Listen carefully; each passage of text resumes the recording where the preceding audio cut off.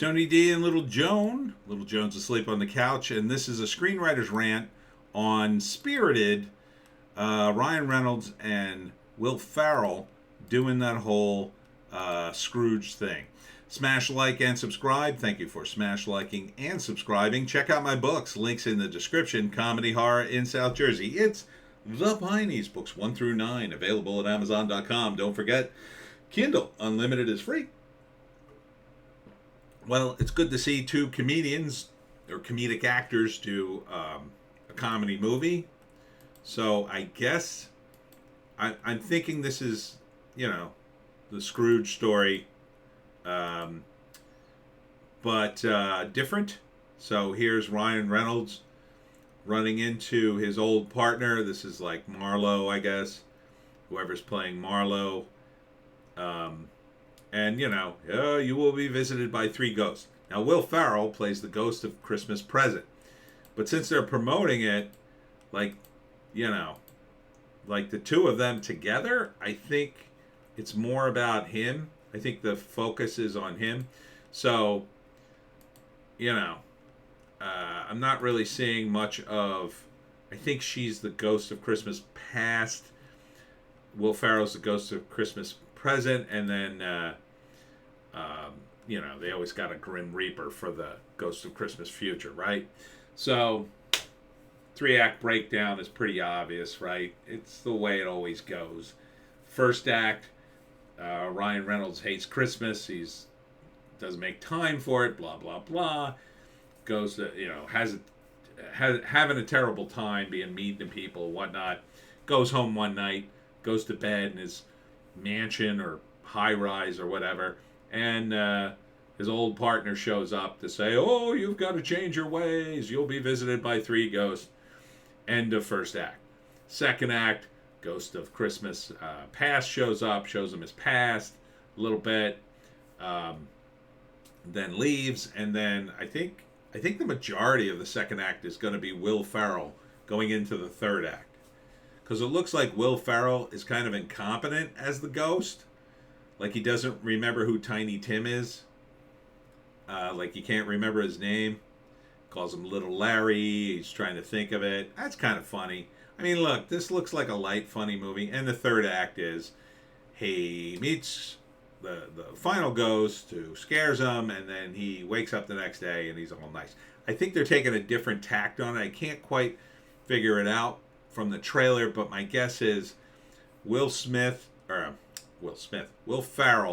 is kind of incompetent at his job, and Ryan Reynolds is not that opposed to Christmas. He's just maybe a little behind in his work. Maybe this is all a big mistake, and he just has to go through the motions, and like he kind of, I think it may be the kind of story where like he already kind of knows the story. This is Dickens. I know this story. Everybody knows this story, kind of thing. And then he ends up sort of helping Will Ferrell a little bit in his ghostly duties, and then I'm guessing that at the end of the movie, maybe they team up to beat the ghost of Christmas Future, so it either doesn't kill Ryan Reynolds or doesn't scare him or whatever. There's also musical numbers and dancing. I'm not too big on seeing Will Ferrell and Ryan Reynolds dance, or anyone for that matter, but maybe it'll be funny. I mean, Will Ferrell did that ice skating movie. It wasn't horrible, but I didn't watch it for them to ice skate. I watched it because it was kind of a funny movie. It wasn't super funny, but it was okay. This looks okay. I mean, it looks funny-ish. It's in the realm of funny. It looks harmless. It's PG-13. It's going to be a fun movie for you and your family to watch on Christmas. It's on Apple TV, though, and it's on theaters November 11th, and then November 18th, it's on Apple TV. Now, do I want to see it in theaters? Hell no. It ain't worth that much to me. Maybe if you have a family and you're just dying to go to the movies, I guess, but who the hell does that anymore? And if you can see it on Apple TV and you already have it, well, maybe you'll watch it at home, but feels like something that probably should have just been put on network TV for free that everybody could see, and then that way it could become a perennial favorite. I don't see how that happens under the current paradigm, Apple TV. I mean, I don't see anybody going, "Ooh, I got to get Apple TV so I can see this." If they have it, they might watch it.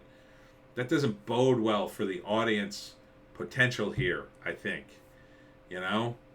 Like, I'm not going to buy Apple TV for a month even though that, I don't know, what's Apple TV a month? It's probably about the same as a movie ticket, quite frankly.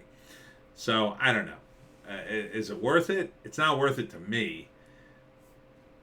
I mean, I would watch this movie for free. If it was on network TV, I'd watch it and I'd sit through the commercials. I'd put it on in the background and let it run and tune in whenever there was a good bit. When they start singing, I'd probably tune out, but if the dance numbers went too long, I might shut it off. But see, I don't have that option. If you're paying for Apple TV, it's like, or you're watching in the theaters, you're trapped. And Apple TV, I mean, you could just shut it off, but you're paying for the streaming service, right? There's no commercials. So I think maybe down the road, if Apple TV has a channel on the internet that's free with commercials, sure, I'd watch something like this. This would be something to put on in the TV in the background, not really pay attention to it. Maybe if you have Apple TV, you put it on for the kids, and then you go do whatever you need to do. But like, it's not earth shattering. Like Bill Murray and Scrooge, that I had to see. It was Bill Murray, and that movie was hilarious. This movie looks funny. I don't know if it's hilarious. I mean, I like Ryan Reynolds and Will Farrell. I think they're funny actors, but like, I'm not even seeing the details here of what kind of angle they're taking. Like with Scrooge, it was a TV generation type movie. You know, he was a TV executive, so that was the take. Here, this take isn't that strong. It just looks like a modern take on it. That's not strong enough. Like, give us who Ryan Reynolds is. Is he, like, if he's the head of Twitter or something like Twitter, that would be kind of cool, right? So you can make fun of Twitter and social media and really modernize it. You're doing dancing and singing. I don't know. These two aren't exactly known for their dancing and singing. Yeah.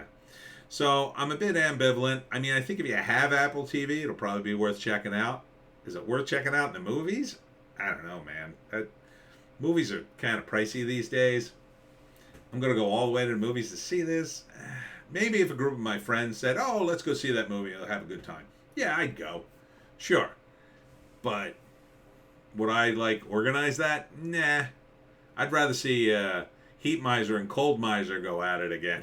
There's plenty of stuff on the internet, but I mean, I'm glad to see a funny movie come out. Glad to see that. I mean, it looks like a positive movie, but it looks like it's for kids. It doesn't look super defined. It doesn't look like it's a really sharp take. It just looks like it's a take, you know? So maybe, I don't know, maybe it'll come out and it'll be a classic, and you can all yell at me in the comments, because that's what everybody seems to do these days. Thanks for tuning in. I'm Tony D. Little Jones asleep on the couch. Check us out on Odysee, Bitchute, and Rumble for our more bass takes. I had such a time making videos today, I cannot tell you. Check me out at the Monroe Township Library tomorrow night at 6:30 p.m. in Williamstown, New Jersey, for the big Pineys event, How to Hunt a Jersey Devil, and we'll see you